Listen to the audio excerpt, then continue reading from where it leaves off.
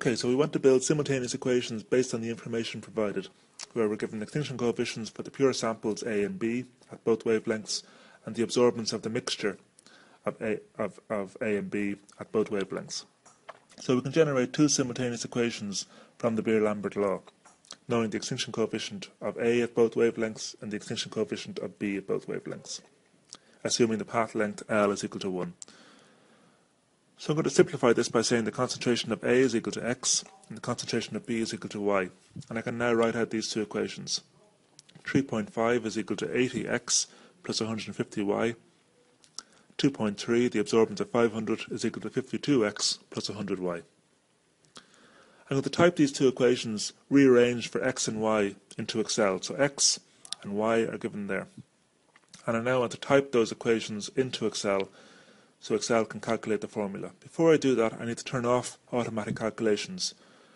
So in Excel 2007, this is in the Formula tab, Calculation Options, selecting Manual. And we can calculate at any time by pressing F9. So I'm going to retype these equations now in the format Excel understands. So x will be equal to 3.5 minus 150 times the cell that y is in, divided by 80. Y is equal to 2.3 minus 52 times the cell that x is in, divided by 100. I now want to calculate, so I press F9, and I repeatedly press F9 until the values converge. In other words, they don't change very much. Now we just need to look at significant figures, so we're limited to two significant figures in our question. So these answers should be reported to two significant figures. So this will be x is equal to 2.5 by 10 to the minus 2 molar.